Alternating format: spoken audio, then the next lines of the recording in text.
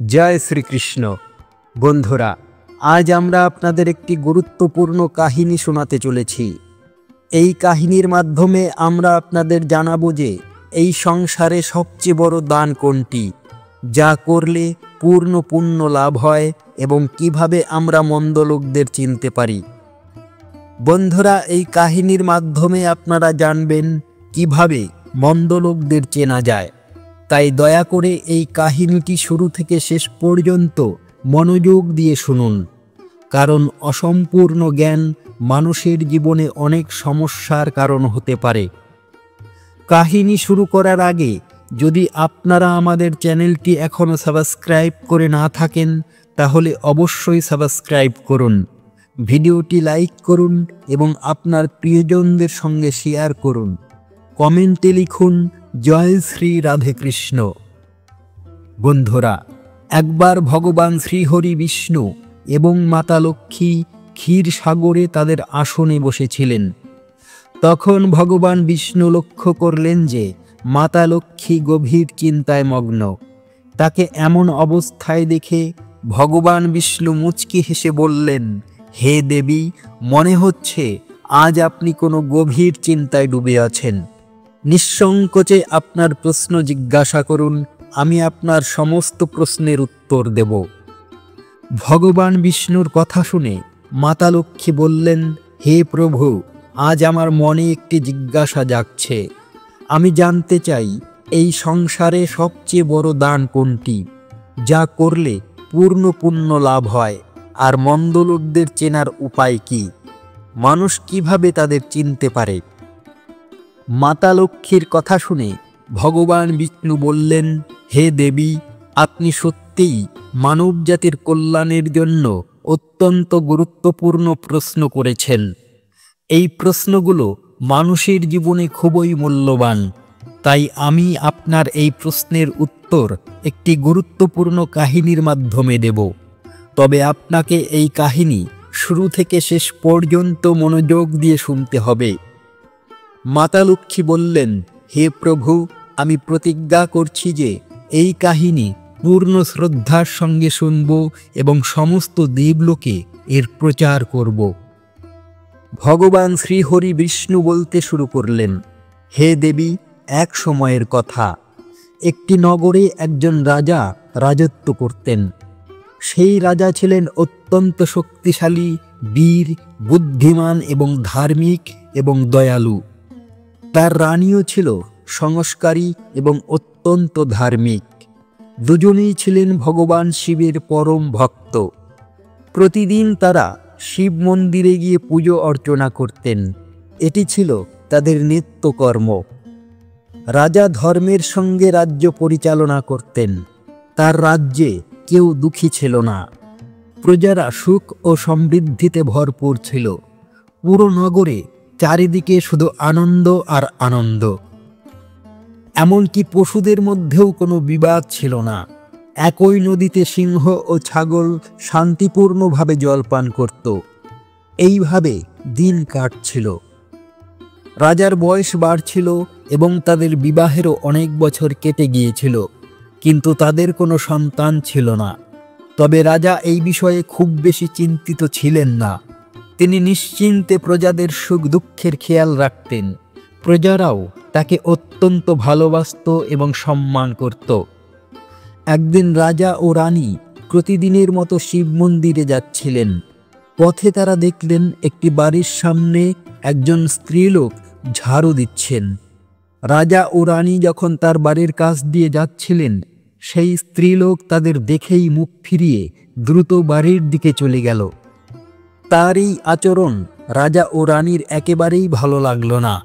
তবে রাজা তখন শিব মন্দিরে পূজার জন্য যাচ্ছিলেন, তাই তিনি কিছু না বলে মন্দিরে পৌঁছে শিবজির পূজা অর্চনা করলেন।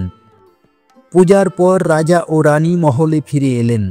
কিন্তু মহলে পৌঁছে রাজা একজন সৈনিককে ডেকে আদেশ দিলেন, তুমি গিয়ে নগরের বাইরের এলাকায় যে স্ত্রীলোক থাকে তাকে আমার কাছে নিয়ে আসো। তাকে কিছু বলবে না যে কেন ডাকা হয়েছে, শুধু আমার কাছে নিয়ে এসো। ভগবান বিষ্ণু কাহিনী শোনাতে শোনাতে বললেন, হে দেবী, রাজার আদেশ পেয়ে সৈনিক তৎক্ষণাৎ সেই স্ত্রীলোকের বাড়িতে পৌঁছল। তখন সেই স্ত্রীলোকের স্বামী বাড়িতে ছিলেন না। সৈনিক দরজায় কড়া নাড়তে শুরু করল। কিছুক্ষণ পর সেই স্ত্রী দরজা খুলল। রাজার সৈনিককে দেখে সে অবাক হয়ে জিজ্ঞাসা করল, কি হয়েছে? আপনি আমার বাড়িতে কেন এসেছেন? সৈনিক বলল, আমার সঙ্গে চলো, মহারাজ তোমাকে রাজমহলে ডেকেছেন। তিনি তোমার সঙ্গে কিছু কথা বলতে চান।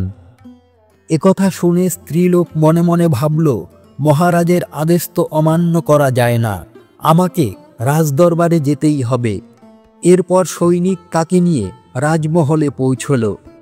মহলে পৌঁছে সেই স্ত্রীলোক রাজাকে প্রণাম করে বলল, হে মহারাজ, আপনি আমাকে হঠাৎ রাজমহলে কেন ডেকেছেন? আমার কি কোনো ভুল হয়েছে? রাজা বললেন, তুমি আমাকে একবার বলো, আজ সকালে যখন আমি ও আমার রানী শিব মন্দিরে যাচ্ছিলাম, তখন তুমি আমাকে দেখে মুখ ফিরিয়ে নিলে এবং আমাকে আসতে দেখে দ্রুত বাড়ির ভেতরে চলে গেলে। তুমি এমন ব্যবহার কেন করলে? স্ত্রীলোক নির্ভীকভাবে বলল, হে মহারাজ, আপনি চাইলে আমাকে মৃত্যুদণ্ড দিতে পারেন, তবুও আমি সত্যি কথাই বলবো। আপনার মহলে অনেক বিদ্বান ও পণ্ডিত আছেন, আমি যদি ভুল বলি তাহলে আপনি তাদের কাছে জিজ্ঞাসা করতে পারেন। আমাদের নগরে এই বিশ্বাস আছে যে যে ব্যক্তি সকালে আপনার মুখ দেখে তার সারাদিন খারাপ যায়, কারণ আপনার এখনো সন্তান হয়নি। এই কারণেই আমি আপনার মুখ দেখে মুখ ফিরিয়ে বাড়ির ভেতরে চলে গিয়েছিলাম। স্ত্রীলোকের এই কথা শুনে রাজা অবাক হয়ে গেলেন। তিনি মনে মনে ভাবলেন, এই স্ত্রীলোক তো একেবারে সত্যি কথা বলছে। যদি কোনো নগরের রাজার সন্তান না থাকে তবে তা প্রজাদের জন্য মোটেই শুভ মনে করা হয় না। এরপর রাজা সেই স্ত্রীলোককে তার বাড়িতে ফিরে যাওয়ার অনুমতি দিলেন। তারপর তিনি ভাবতে শুরু করলেন যে এখন তার শিব মন্দিরে গিয়ে সন্তান প্রাপ্তির জন্য যজ্ঞ করা উচিত। এই ভেবে রাজা রানীর কাছে গিয়ে বললেন, হে প্রিয়া, আমাদের নগরের লোকেরা আমাদের মুখ দেখতেও পছন্দ করে না, কারণ আমাদের এখনো সন্তান হয়নি। তাই আমাদের শিব মন্দিরে গিয়ে সন্তান প্রাপ্তির জন্য যজ্ঞ করা উচিত। আমরা ভগবান শিবের কাছে প্রার্থনা করব যেন তিনি আমাদের পুত্র দান করেন। রাজার কথা শুনে রানী তার কথায় সম্মত হলেন।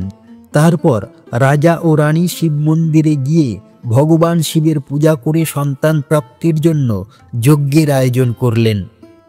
ভগবান বিষ্ণু কাহিনী শোনাতে শোনাতে বললেন, হে দেবী, সন্তান প্রাপ্তির জন্য রাজা ও রানী যজ্ঞ করলেন, কিন্তু যজ্ঞ সম্পন্ন হওয়ার পরেও তাদের সন্তান হলো না।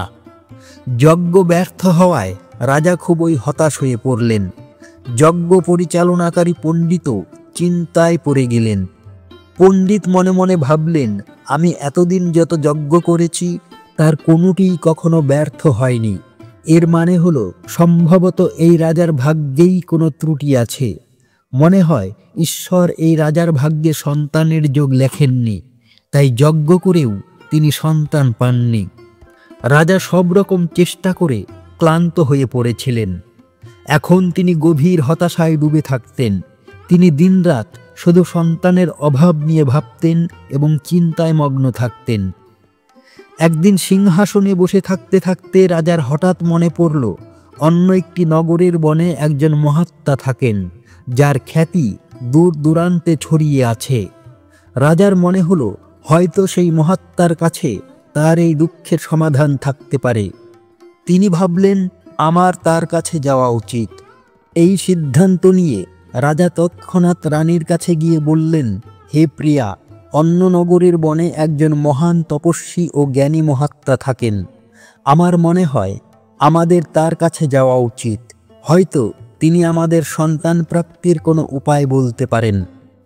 রানী রাজার কথায় সায় দিলেন এবং বললেন, হে স্বামী, আপনার কথা একেবারে ঠিক। আমাদের অবশ্যই মহাত্মার সঙ্গে দেখা করা উচিত। রানীর সম্মতি পেয়ে রাজা ও রানী একটি রথে চড়ে মহাত্মার দর্শনের জন্য বনের দিকে রওনা হলেন। কিছুক্ষণ পর তারা বনে পৌঁছলেন। রথ থেকে নেমে রাজা ও রানী জঙ্গলের ভেতরে মহাত্মার আশ্রমের দিকে এগোতে লাগলেন। উঁচু নিচু পথ পেরিয়ে তারা মহাত্মার কুটিরের কাছে গিয়ে পৌঁছলেন। ভগবান বিষ্ণু কাহিনী শোনাতে শোনাতে বললেন, হে দেবী, রাজা ও রানী বনের ভেতরে মহাত্মার কুটিরের কাছে পৌঁছে দেখলেন মহাত্মা একটি বিশাল বৃক্ষের নিচে ধ্যানমগ্ন হয়ে সাধনায় লীন। এই দৃশ্য দেখে রাজা ও রানী কিছুক্ষণ নীরবে দাঁড়িয়ে রইলেন, যাতে মহাত্মার সাধনায় কোনো বিঘ্ন না হয়। তারা দুজনে হাত জোর করে বিনম্রভাবে মহাত্মার সামনে দাঁড়িয়ে রইলেন। কিছুক্ষণ পর মহাত্মা তার সাধনা থেকে বেরিয়ে এসে চোখ খুললেন। তিনি দেখলেন রাজা ও রানী তার সামনে হাত জোর করে দাঁড়িয়ে আছেন। মহাত্মা রাজাকে ভালোভাবেই চিনতেন। তিনি রাজাকে দেখেই চিনে ফেললেন এবং মুচকি হেসে বললেন, হে রাজন, আজ আপনি হঠাৎ আমার কাছে কি উদ্দেশ্যে এসেছেন? রাজা বিনম্রভাবে মহাত্মাকে প্রণাম করে তার দুঃখের কথা বললেন। তিনি জানালেন কিভাবে তিনি সন্তান প্রাপ্তির জন্য যজ্ঞ করেছেন, কিন্তু সবই ব্যর্থ হয়েছে। মহাত্মা এসব শুনে কিছুক্ষণ নীরব হয়ে গেলেন এবং চোখ বন্ধ করলেন। তিনি ধ্যানে বসে রাজার জীবনের ঘটনাগুলো অন্তর্দৃষ্টি দিয়ে পর্যবেক্ষণ করতে লাগলেন। কিছুক্ষণ পর তিনি চোখ খুলে গম্ভীর স্বরে বললেন, রাজন, আমি আপনার জীবনের এমন একটি সত্য দেখেছি যা শুনলে আপনার কষ্ট হতে পারে। আপনি গত জন্মে এমন একটি মহাপাপ করেছিলেন যার ফল এই জন্মে আপনার ভাগ্যের উপর ভারী হয়ে পড়েছে। এই কারণেই আপনার ভাগ্যে সন্তান প্রাপ্তির যোগ নেই, তাই আপনার সমস্ত চেষ্টা ব্যর্থ হচ্ছে। ভগবান বিষ্ণু কাহিনী শোনাতে শোনাতে বললেন, হে দেবী, মহাত্মার কথা শুনে রাজা তার পায়ে পড়ে বিনীতভাবে বললেন, হে মহাত্মা, দয়া করে এমন কথা বলবেন না। আমার এই দুঃখ দূর করার কোনো উপায় বলুন। রাজার এই ব্যাকুলতা দেখে মহাত্মা তাকে তুলে দাঁড় করালেন এবং বললেন, হে রাজন, এত অধৈর্য হওয়া আপনাকে মোটেই মানায় না। আমি এখনই আপনার এই দুঃখ দূর করার উপায় বলছি। এটি করলে আপনি নিশ্চিতভাবে পুত্র লাভ করবেন। এই বলে মহাত্মা তার কুটিরে গিয়ে একটি কটরিতে ক্ষীর নিয়ে বেরিয়ে এলেন। তিনি সেই ক্ষীর রাজার হাতে দিয়ে বললেন, হে রাজন, মহলে পৌঁছে আপনি এবং রানী স্নান করে এই ক্ষীর প্রসাদ হিসেবে গ্রহণ করবেন। এটি করলে আপনি নিশ্চিতভাবে পুত্র লাভ করবেন। তবে রাজন, আমার একটি কথা মনে রাখবেন, এই পুত্রের আয়ু মাত্র 20 বছর হবে। যেদিন তার বয়স 20 বছর হবে সেদিনই তার মৃত্যু হবে। মহাত্মার এই কথা শুনে রাজা গভীর চিন্তায় ডুবে গেলেন। তিনি মনে মনে ভাবলেন, তাই হোক, 20 বছরের জন্যই হোক, তবুও এই সন্তানহীনতার কলঙ্ক তো দূর হবে, আমরা সন্তানের সুখ তো পাব। রাজা মনে মনে এই কথা মেনে নিলেন এবং মহাত্মার কাছে বললেন, হে মহাত্মা, আপনার আশীর্বাদ ও নির্দেশ আমি মেনে নিলাম। দয়া করে আমাদের এই সুযোগ দিন। মহাত্মা মুচকি হেসে রাজাকে আশীর্বাদ দিলেন। রাজা ও রানী মহাত্মাকে প্রণাম করে তার চরণে বন্দনা করলেন এবং বিনম্রভাবে কৃতজ্ঞতা জানালেন। এরপর তারা রথে চড়ে মহলের দিকে ফিরে গেলেন। মহলে পৌঁছে রাজা ও রানী স্নান করে ভগবান শিবের প্রসাদ হিসেবে সেই ক্ষীর শ্রদ্ধার সঙ্গে গ্রহণ করলেন। কয়েকদিন পর রানী গর্ভবতী হলেন। এতে রানী খুবই খুশি হলেন। রাজা যখন এই শুভ সংবাদ পেলেন, তিনিও আনন্দে নেচে উঠলেন। সন্তান প্রাপ্তির এই সুখদ সংবাদ শুনে রাজা মহাত্মার প্রতি কৃতজ্ঞতা প্রকাশ করার সিদ্ধান্ত নিলেন। তিনি রথে অনেক ফল, ফুল, বস্ত্র এবং অন্যান্য উপহার নিয়ে মহাত্মার কুটিরের দিকে রওনা হলেন। কুটিরের কাছে পৌঁছে রথ থামিয়ে তিনি বিনম্রভাবে নেমে মহাত্মার কাছে গেলেন। মহাত্মা তখন ধ্যানমগ্ন ছিলেন। রাজা তার কাছে গিয়ে সমস্ত ফল, ফুল, বস্ত্র তাকে উৎসর্গ করলেন এবং গভীর সম্মানের সঙ্গে প্রণাম করে বললেন, হে মহাত্মা, আপনার কৃপায় আমরা সন্তান প্রাপ্তির সুখ পেতে চলেছি, তাই দয়া করে আমার এই সামান্য উপহার গ্রহণ করুন। মহাত্মা রাজার বিনম্রতা ও কৃতজ্ঞতায় খুবই খুশি হলেন। তিনি রাজার উপহার গ্রহণ করে তাকে আশীর্বাদ দিয়ে বললেন, হে রাজন, তোমার ভক্তি ও সংকল্পই তোমার জীবনকে ফলবান করেছে। এটি অমূল্য। যাও, তোমার সন্তান গুণবান ও ধর্মপরায়ণ হবে। এরপর রাজা মহাত্মার আশীর্বাদ নিয়ে বিদায় নিলেন এবং রথে চড়ে মহলের দিকে ফিরে গেলেন। মহলে ফিরে রাজা খুবই আনন্দ উদযাপন করলেন। ভগবান বিষ্ণু কাহিনী শোনাতে শোনাতে বললেন, হে দেবী, এভাবেই দিন কাটছিল। অবশেষে সেই শুভ দিন এলো যখন রাজার ঘরে একটি পুত্র জন্ম নিল। পুত্রের জন্মে যেন মহলে আনন্দের ঝড় বয়ে গেল। পুত্র প্রাপ্তির আনন্দে রাজা পুরো নগরে উৎসবের আয়োজন করলেন। মহলকে ফুল ও রঙিন সজ্জায় সাজানো হলো। পুত্রটি বড় হতে লাগল এবং তার পিতার গুণের প্রতীক হয়ে উঠল। সে তার পিতার মতো ধর্মপরায়ণ, শৌর্যবান এবং ভক্তিপরায়ণ হতে লাগল। তার গুণ ও আচরণ দেখে রাজার হৃদয় গর্বে ভরে উঠল।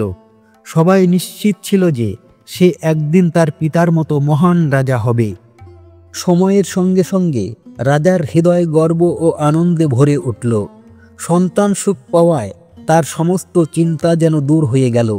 তিনি তার পুত্রের মধ্যে পুরো সংসারের আনন্দ খুঁজে পেলেন। পুত্রের প্রতি স্নেহে তিনি এতটাই মগ্ন হয়ে পড়লেন যে তিনি এই গুরুত্বপূর্ণ কথাটি ভুলে গেলেন যে তার পুত্রের আয়ু মাত্র 20 বছর। ভগবান বিষ্ণু কাহিনী শোনাতে শোনাতে বললেন, হে দেবী, তারপর একদিন রাজার মনে পড়ল যে তার পুত্র সূর্যবীরের আয়ু মাত্র 20 বছর। যখন সূর্যবীরের বয়স 15 বছর হলো, তখন রাজা দিনরাত তার পুত্রের ভবিষ্যৎ নিয়ে উদ্বিগ্ন থাকতে লাগলেন। এদিকে অন্য একটি নগরে একজন পরাক্রমী রাজা রাজত্ব করতেন। তার একমাত্র কন্যা ছিল, যে তার সৌন্দর্য ও দয়ালুতার জন্য বিখ্যাত ছিল। তাকে দেখে মনে হতো যেন স্বর্গের অপ্সরা নিজে পৃথিবীতে নেমে এসেছে। সে ছিল অত্যন্ত দানশীল। তার মা বাবার কাছ থেকে ধর্ম ও সংস্কারের শিক্ষা পাওয়ায় তার হৃদয় করুণা ও উদারতায় ভরপুর ছিল। প্রতিদিন সকালে সে পাখিদের দানা দিত এবং তার দ্বারে আসা সাধুসন্ত ভিক্ষুকদের সবসময় সম্মানের সঙ্গে খাবার দিত। তার দ্বার থেকে কেউ খালি হাতে ফিরত না। এভাবেই দিন কাটছিল। সেই রাজকন্যাও তার গুণ নিয়ে বড় হচ্ছিল। একদিন সূর্যবীরের পিতা জানতে পারলেন যে অন্য নগরে একজন ধীর, বীর ও পরাক্রমী রাজা রাজত্ব করেন, যার কন্যা গুণের আধার এবং অত্যন্ত সুন্দরী।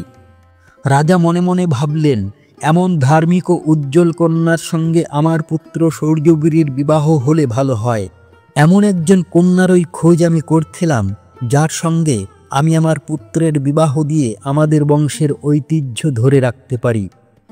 এই ভেবে রাজা সিদ্ধান্ত নিলেন যে তিনি সেই রাজার কাছে প্রস্তাব রাখবেন, যাতে তিনি সূর্যবীরের সঙ্গে সেই সুন্দরী ও ধার্মিক কন্যার বিবাহ দিতে পারেন। ভগবান বিষ্ণু মাতা লক্ষ্মীকে বললেন, হে দেবী। তারপর সূর্যবীরের পিতা তার পুত্রের বিবাহের প্রস্তাব একজন সংবাদবাহকের মাধ্যমে অন্য নগরের রাজার কাছে পাঠালেন। যখন সেই রাজা এই প্রস্তাব শুনলেন, তিনি মনে মনে ভাবলেন, এখন আমার কন্যার বিবাহ দেওয়া উচিত। আমি শুনেছি এই রাজার পুত্রের আয়ু মাত্র 20 বছর। তবে তিনি অত্যন্ত যোগ্য, পরাক্রমী এবং ধার্মিক। যদিও তার ভবিষ্যৎ অনিশ্চিত, তবুও যদি তার ঘরে কোনো পুত্র জন্মায়, তাহলে তার বংশ এগিয়ে যাবে। এতে আমার কন্যা তার সন্তানের সঙ্গে সুখী থাকবে। এই ভেবে রাজা সূর্যবীরের বিবাহের প্রস্তাব সানন্দে গ্রহণ করলেন। কয়েকদিনের মধ্যেই শুভ মুহূর্তে সূর্যবীরের সঙ্গে সেই রাজকন্যার বিবাহ সম্পন্ন হল। রাজকন্যা শুধু সুন্দরীই ছিলেন না, তিনি ছিলেন অত্যন্ত দয়ালু।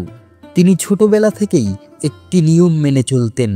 যতক্ষণ না তিনি কোনো ভুক্তভোগী বা অসহায় প্রাণীকে খাবার না খাওয়ান, ততক্ষণ তিনি নিজে খাবার গ্রহণ করতেন না।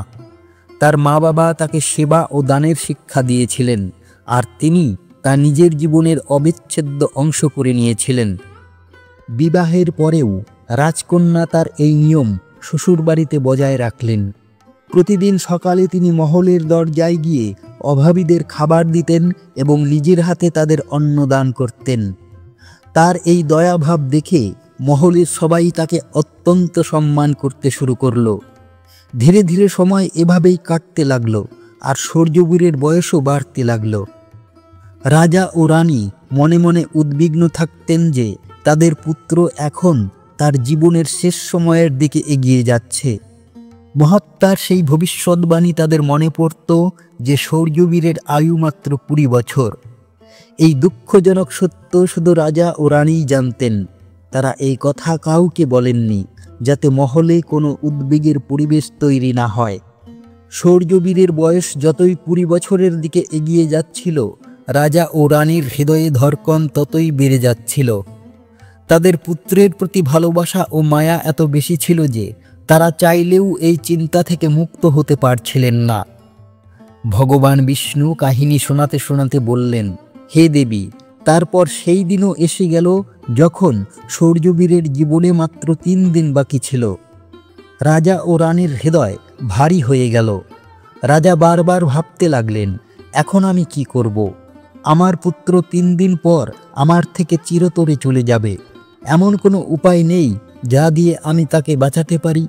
রানীও এই দুঃখে ভেঙে পড়েছিলেন এবং সবসময় তার পুত্রের জীবন নিয়ে ভাবতেন। পুত্রের প্রতি তাদের মায়া তাদের অসুস্থ ও দুর্বল করে দিয়েছিল। দুজনেই এত দুঃখী ছিলেন যে তারা খাওয়া দাওয়া পর্যন্ত ছেড়ে দিয়েছিলেন। তবে তারা তাদের বেদনা কারো কাছে প্রকাশ করেননি। তারা চাননি মহলের লোকেরা তাদের পুত্রের মৃত্যুর কথা শুনে দুঃখী হয়ে পড়ুক। অবশেষে সেই দিনটি এসে গেল যেদিন সৌর্যবীরের আয়ু শেষ হওয়ার কথা ছিল। সকাল হতেই রাজা ও রানী তাদের চিন্তা ও দুঃখে বিহ্বল হয়ে শিব মন্দিরে গিয়ে ভগবান শিবের পূজা অর্চনায় মগ্ন হলেন। তারা দুজনে ভগবান শিবের কাছে প্রার্থনা করতে লাগলেন, হে প্রভু, দয়া করে আমাদের পুত্রের মৃত্যুর দুঃখ সহ্য করার শক্তি দিন। আমরা জানি যা কারো ভাগ্যে লেখা থাকে তা কেউ বদলাতে পারে না, তবে আমাদের জন্য এই সময় খুবই কঠিন। ইতিমধ্যে রাজকুমার সৌর্যবীরের স্ত্রী তার দৈনন্দিন ধর্মকর্মে ব্যস্ত ছিলেন। প্রতিদিনের মতো তিনি ভুক্তভোগী গরিব ও অভাবীদের খাবার দিচ্ছিলেন, পাখিদের দানা দিচ্ছিলেন এবং অসহায়দের সাহায্য করছিলেন। তার স্বামীর আয়ু সম্পর্কে তিনি কিছুই জানতেন না, তাই তিনি নিশ্চিন্তে তার কাজে মগ্ন ছিলেন। এদিকে যমলোক ধর্মরাজ দেখলেন যে আজ সৌর্যবীরের মৃত্যুর দিন। তিনি তৎক্ষণাৎ তার 2 জন প্রধান দূতকে ডেকে আদেশ দিলেন, যাও এবং কিছুক্ষণের পর রাজকুমার সৌর্যবীরের প্রাণ তার দেহ থেকে বের করে যমলোকে নিয়ে আসো। তবে মনে রাখবে, তার মৃত্যু একটি বিশেষ কারণে হতে হবে। একটি ষাঁড় তাকে পিছন থেকে ধাক্কা মারবে, তবেই তার প্রাণ আমাদের কাছে আসবে। তাই তোমরা একটি ষাঁড়ের কাছে গিয়ে তাকে সৌর্যবীরের মৃত্যুর জন্য প্ররোচিত করো। ধর্মরাজের আদেশ পেয়ে 2 যমদূত যমলোক থেকে পৃথিবীতে যাওয়ার জন্য প্রস্তুত হলেন। ভগবান বিষ্ণু মাতা লক্ষ্মীকে বললেন, হে দেবী, সেই 2 যমদূত আকাশপথে সৌর্যবীরের প্রাণ নিতে পৃথিবীতে পৌঁছল। অন্যদিকে ধর্মরাজের মায়ার প্রভাবে একটি ষাঁড় মনে মনে ভাবল, আজ আমি রাজমহলের সুন্দর বাগানে যাব এবং সেখানে ঘুরব, দেখি রাজমহলের বাগান কেমন। কোনো বাধা ছাড়াই ষাঁড়টি ধীরে ধীরে রাজমহলের বাগানে পৌঁছে গেল। সংযোগবশত এটি সেই বাগান ছিল যেখানে সৌর্যবীর প্রতিদিন ঘুরতে আসতেন। ধর্মরাজের মায়ায় প্ররোচিত সেই ষাঁড় বাগানে ঢুকে ঘাস চিবোতে এবং এদিক ওদিক ঘুরতে লাগলেন। ঠিক তখনই ধর্মরাজের 2 দূত রাজমহলের বাগানের দরজার কাছে দাঁড়িয়ে ভেতরের ঘটনার উপর নজর রাখতে লাগল। কিছুক্ষণ পর সৌর্যবীর বাগানে ঘুরতে এলো। তিনি জানতেন না যে সেখানে একটি ষাঁড় রয়েছে। তিনি নিজের চিন্তায় মগ্ন হয়ে বাগানে ঘুরতে লাগলেন।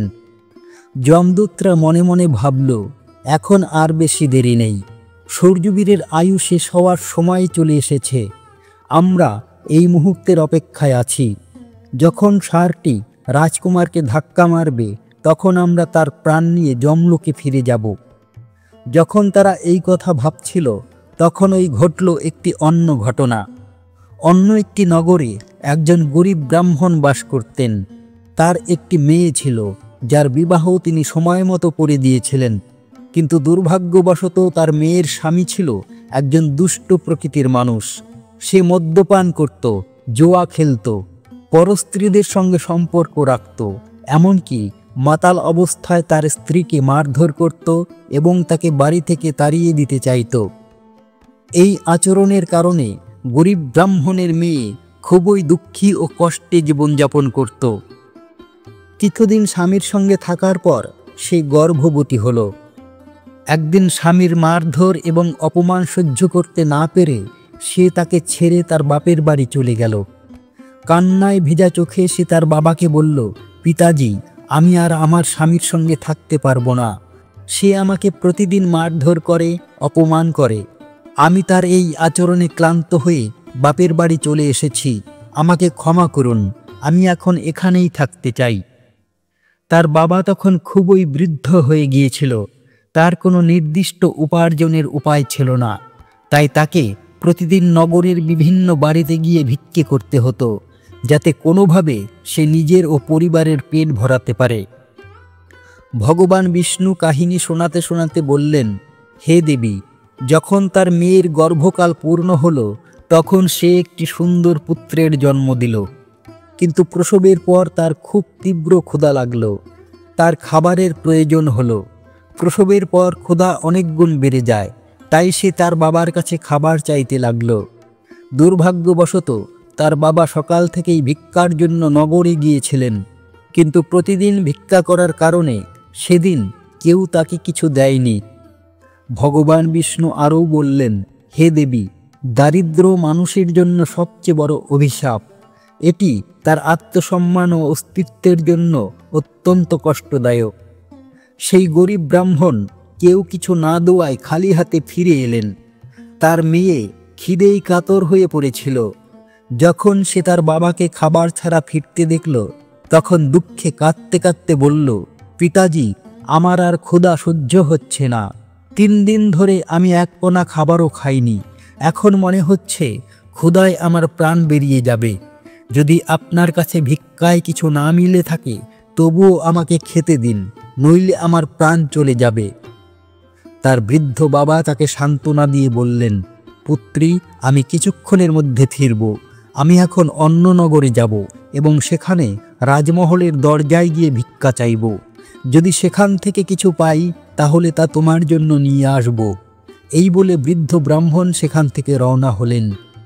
ইতিমধ্যে সূর্যবীরের স্ত্রী প্রতিদিনের মতো গরিবদের খাবার দিচ্ছিলেন, কিন্তু সেদিন রাজা ও রানী দুজনেই পুত্রমোহের কারণে গুরুতর অসুস্থ হয়ে পড়েছিলেন। সূর্যবীরের স্ত্রী তাদের কক্ষে তাদের সেবা করছিলেন, তাই সেদিন তিনি গরিবদের খাবার দিতে পারেননি। তবে তিনি তার স্বামীর জন্য খাবার তৈরি করে থালায় সাজিয়ে রেখেছিলেন, যাতে স্বামী বাগান থেকে ফিরলে তাকে খাওয়ান। কারণ তার স্বামী তখন তার মা বাবার সেবা করে বাগানে ঘুরতে গিয়েছিল। ভগবান বিষ্ণু কাহিনী শোনাতে শোনাতে বললেন, হে দেবী, এদিকে সেই বৃদ্ধ ব্রাহ্মণ রাজমহলের দরজায় পৌঁছলেন।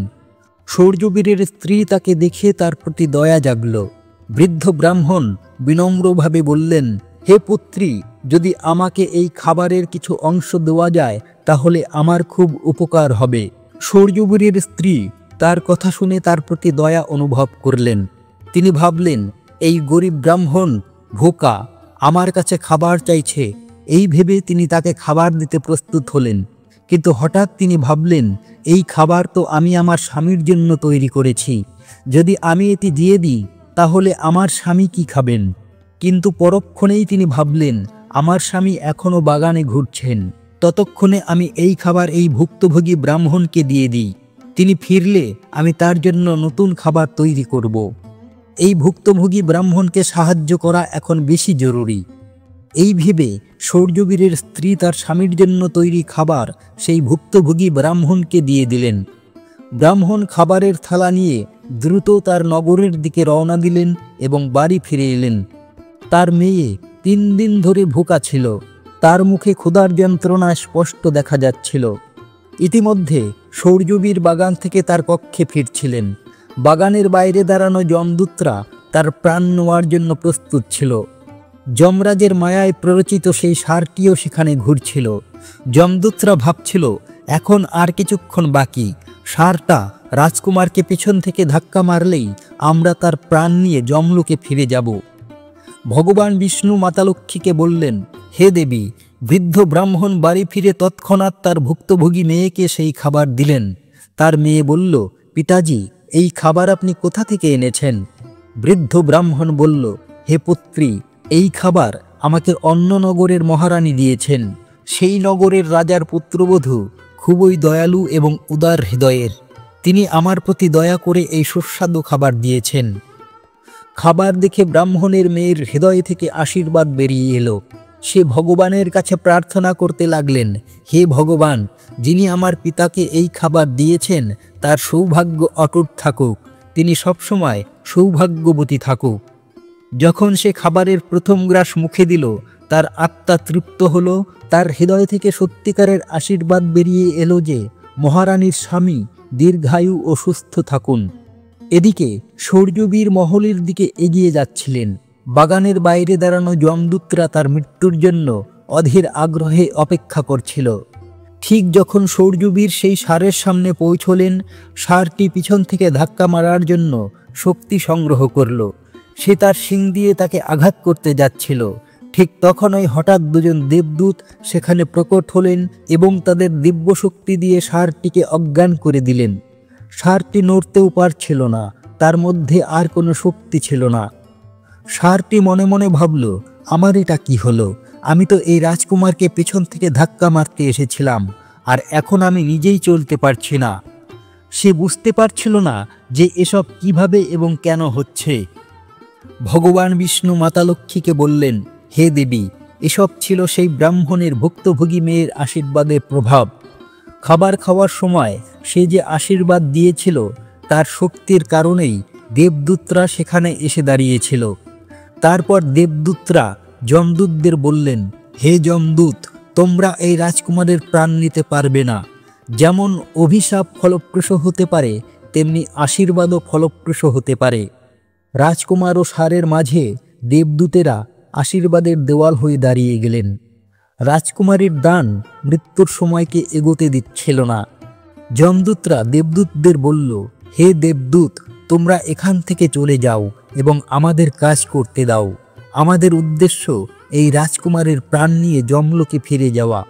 দেবদূতরা দৃঢ়ভাবে বললেন, না যমদূত, এটা কখনোই সম্ভব নয়। আমরা থাকতে এটা অসম্ভব, কারণ আমাদের স্বয়ং ভগবান শিব এখানে পাঠিয়েছেন। দুই পক্ষের মধ্যে তর্ক শুরু হলো এবং সেই তর্ক ধীরে ধীরে যুদ্ধে রূপ নিল। দেবদূতদের অপ্রতিরোধ্য শক্তির সামনে যমদূতেরা অসহায় হয়ে পড়ল এবং হার মেনে যমলোকে ফিরে গেল। যমলোকে পৌঁছে যমদূতরা যমরাজকে বললেন, হে মহারাজ, আমরা রাজকুমারের প্রাণ নিতে পারিনি। যমরাজ তাদের বললেন, এটা কি বিড়ম্বনা, তোমরা খালি হাতে কেন ফিরে এলে? যমদূতরা বললেন, হে মহারাজ, আমরা রাজকুমারের প্রাণ নিতে গিয়েছিলাম, কিন্তু হঠাৎ দুজন দেবদূত আমাদের সামনে এসে দাঁড়ালেন। তাদের সামনে আমাদের কোনো শক্তিই কাজ করল না। যমরাজ এই কথা শুনে চিন্তায় পড়ে গেলেন এবং বললেন, এমন কোন শক্তি কি যা রাজকুমারের মৃত্যুর পথে বাধা হয়ে দাঁড়িয়েছে? যমদূতরা বললেন, হে মহারাজ, তার দানের শক্তি এবং আশীর্বাদের শক্তি দেবদূতদের আরও শক্তিশালী করেছে। যমরাজ বললেন, মনে হচ্ছে এই কাজ তোমাদের দিয়ে হবে না। থাক, আমি নিজে পৃথিবীতে গিয়ে রাজকুমারের প্রাণ নিয়ে আসব। ভগবান বিষ্ণু কাহিনী শোনাতে শোনাতে বললেন, হে দেবী, এই বলে যমরাজ নিজে পৃথিবীতে পৌঁছে রাজমহলের বাগানে প্রকট হলেন। তিনি দেবদূতদের বললেন, হে দেবদূত, তোমরা কি জানো না যে বিধির বিধান অটল? যখন কারো আয়ু শেষ হয় তাকে যমলোকে যেতেই হয়। এই রাজকুমারের আয়ু এখন শেষ হয়েছে, তাই আমি তার প্রাণ নিতে এসেছি। দেবদূতরা বললেন, হে প্রভু, আপনি বলুন, ব্রহ্মা ও বিষ্ণুকেও অভিশাপের প্রভাব সহ্য করতে হয়েছিল। যদি শাপের মর্যাদা রাখা হয়, তাহলে কি আশীর্বাদের মর্যাদা রাখা যায় না? এই রাজকুমার ভুক্তভোগীকে খাবার দানের আশীর্বাদ পেয়েছেন। দেবদূতদের কথা শুনে যমরাজ বললেন, তোমরা সত্য বলছ, কিন্তু এখন আমার কি করা উচিত? দেবদূতরা বললেন, হে প্রভু, আপনি এই রাজকুমারের আয়ু 100 বছর করে দিন, তারপরই আপনি তার প্রাণ নিতে আসতে পারেন। এটি ভগবান শিবেরও আদেশ।